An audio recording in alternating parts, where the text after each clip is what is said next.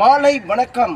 இது அழகு தமிழ் கவிதை கழகம். என் உறவுகளே, மீண்டும் மீண்டும் ஒரு பதிவால் உங்கள் மனதுக்குள் சிறு சிறு மாற்றங்கள் அமர்ந்துவிட துளிர்விட காரணங்களாக இருக்கும் என்றால் இதை பதிவு செய்யும் அழகு தமிழ் கவிதை கழகத்துக்கு பேர் மகிழ்ச்சியே. என் உறவுகளே, அடிக்கும் காற்று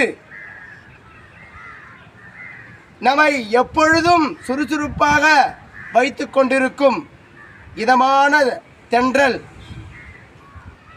இயற்கையின் வெயில் கதிரவனின் கண்ணில் 1000 உற்சாகங்கள் நம் உடலுக்கு உணவாக, எங்கு பார்த்தாலும் இயற்கையின் பசுமைகள் நம் மனதுக்குள் புதுமைகளை உருவாக்க அது பட்டது கடமைகள் என்றுதான் நாம் நினைத்தல் வேண்டும். காடுகள் மலைகள் நீர்நிலைகள் எப்பொழுதும் மனிதன் வாழ்வதற்கான ஆதாரங்கள். மனிதன் மட்டும்தான் இயற்கையை தாண்டி ஒரு வாழ்க்கை என நகர்ந்து கொண்டிருக்கின்றோம். இயற்கையோடு சார்ந்தது போல் ஒரு வாழ்க்கையை நாம் அமைத்து சிறிதேனும் வாழ முற்படக்கூடாதா? என் உறவுகளே, எப்பொழுதும் நாம் இயற்கை, நாம் அனைத்தும் இந்த உலகத்தில் தோன்றிய அனைத்தும் இயற்கையால் தான்.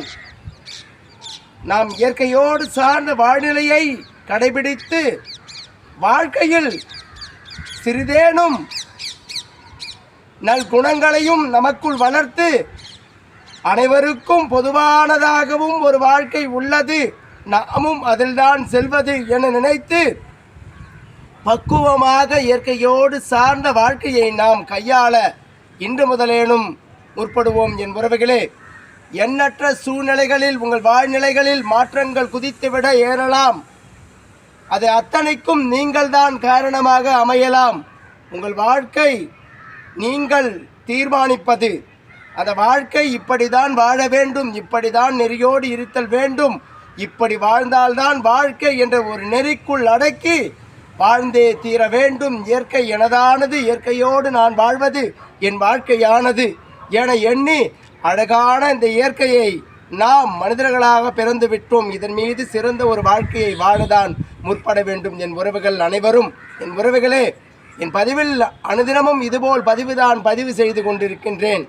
உங்கள் மனதுக்குள் சிறு மாற்றங்கள் வந்து ஒருவரேனும் இதனால் பயன் பெறுவார்கள் என்று இந்த ஞாபகத்தில் என்னால் முடிந்தவரை வலைதளத்தில் இதுபோல் பதிவுகள் வரும். நீங்கள் ஆதரவு தந்தால் இது மீண்டும் தொடரும். என் உறவுகளே.